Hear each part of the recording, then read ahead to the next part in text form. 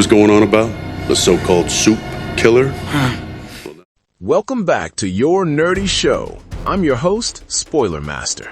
If you watched the latest episode of The Boys Season 5 and thought Soulja Boy was finally gone, well, think again. Because just when it looked like the legendary soup had met his end, the show pulled one of the most classic fake-out moments ever. 1 minute he's lying dead in a body bag.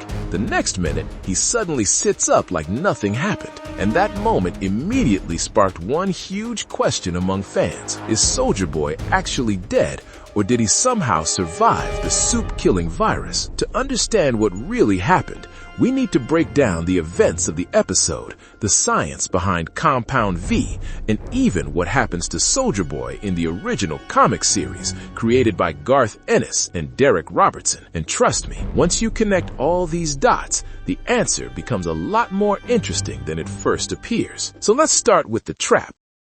Fucking twat.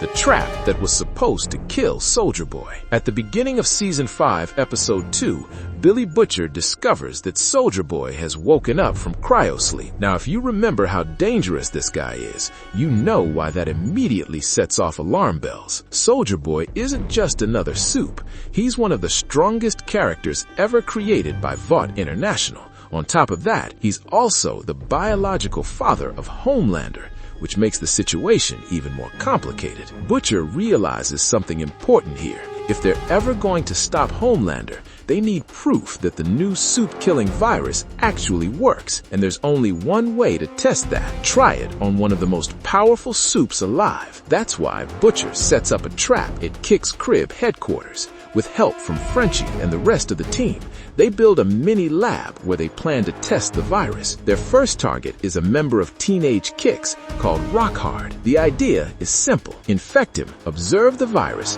and see whether it's strong enough to kill soups. But of course, things quickly spiral out of control when Soulja Boy shows up.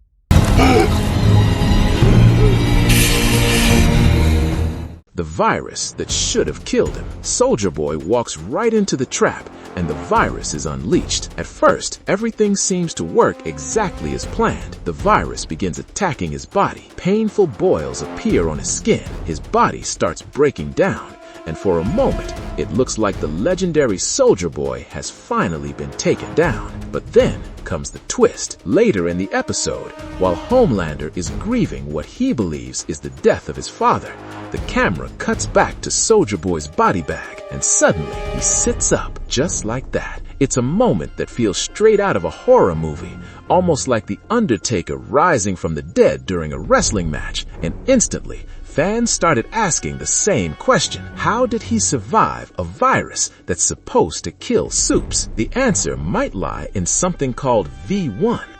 The secret behind Compound V1. To understand this, we need to talk about the origins of Compound V. In the world of The Boys, Compound V was originally created during World War II by a scientist named Frederick Vought. He developed the formula while working for Nazi Germany, and the first successful test subject was his own wife, Stormfront. Eventually, Vought defected to the United States and continued developing the formula. Over time, this led to the creation of the very first American superhero, Soulja Boy. But here's the key detail. Soulja Boy wasn't injected with the same Compound V that most modern soups receive. Instead, he was given something much earlier and far more powerful, the original version known as V1. And according to the information revealed in Gen V Season 2, V1 is fundamentally different from regular Compound V. While normal Compound V gives people powers like strength, durability, or flight, V1 goes a step further. It essentially makes the subject functionally immortal. Their bodies heal faster, resist damage more effectively, and in some cases can even survive things that should be completely lethal. That detail could explain exactly why the soup-killing virus failed to kill Soulja Boy. The virus that Billy Butcher is using was developed using samples of Temp V and the modern version of Compound V. In other words, it was designed to attack the biology of typical soups, but Soulja Boy's body doesn't operate on that same formula. His system is built on V1, so when the virus entered his body, it probably started attacking him like it would any other soup. That's why we saw the boils and the severe reaction. But instead of killing him, his enhanced V1 physiology likely fought the infection and slowly healed him. Basically, the virus hurt him, but it couldn't finish the job.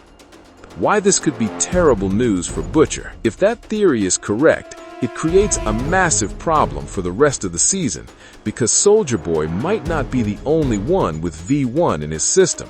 During the events of Gen V, we learn about another key figure in Compound V research, Thomas Godelkin. Over the decades, Godelkin experimented with different variations of the formula and even injected himself with V1. Through those experiments, traces of this original compound may have spread to other soups as well. One possible example is Marie Moreau, whose powers seem connected to Godelkin's later experiments. But the most important possibility is Homelander himself. Since Soulja Boy is Homelander's father, there's a chance that some of those V1 traits were passed down genetically. If that's true, it would mean the soup-killing virus might not work on Homelander either.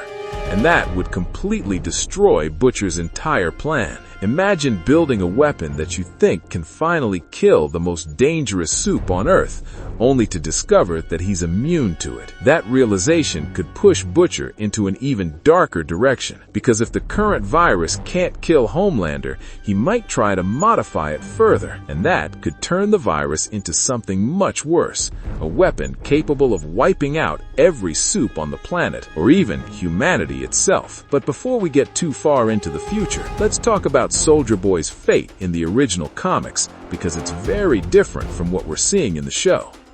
What happens to Soulja Boy in the comics? In the comic version of The Boys, the name Soulja Boy isn't tied to just one character. It's actually a legacy title that has been passed down through multiple superheroes. The first Soulja Boy, often referred to as Soulja Boy 1, fought during World War II. But unlike the patriotic hero image that Vought tried to promote, he was reckless and incompetent. Eventually, his actions caused so many deaths that Greg Mallory personally killed him. After that, another successor briefly took up the mantle. But the main Soulja Boy that readers remember is the third version. This Soulja Boy appears in the infamous storyline called Herogasm. If that name sounds familiar, it's because the show adapted the concept during Season 3. In both versions, Herogasm is basically an annual secret gathering where superheroes disappear for a few days to indulge in their worst impulses. But the comic version of Soulja Boy is nothing like the one played by Jensen Ackles in the show. Instead of being a battle-hardened warrior, the comic Soulja Boy is a coward. He desperately wants to join the Seven and constantly tries to impress them, even if it means humiliating himself. Eventually, this pathetic ambition leads him straight into the path of Butcher, and Butcher doesn't hold back. Across multiple issues, he brutally tortures Soulja Boy. At one point, he even bites off his nose. The beatings continue until Soulja Boy finally dies, and later, a newspaper confirms that a funeral is being held for him. It's a brutal and humiliating end, very different from the complex, dangerous version we see in the TV show. And that difference is important, because the show's Soulja Boy isn't just comic relief or a weak villain.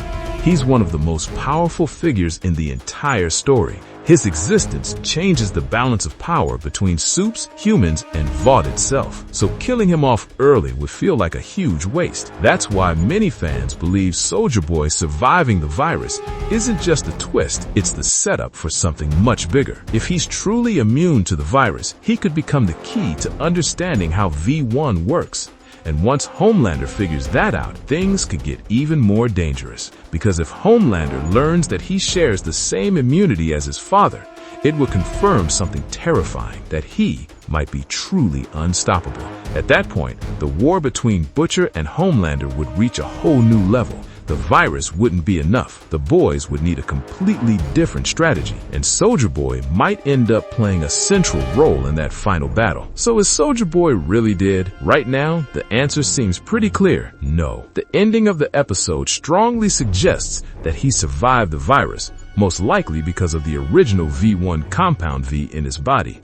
And if that's true, then Soulja Boy might be one of the few characters in this universe who can withstand weapons designed specifically to kill Soups, which means his story is far from over. In fact, his survival might end up changing the entire endgame of the boys. And knowing the show, things are only going to get crazier from here. No, what the heck, I'll laugh anyway.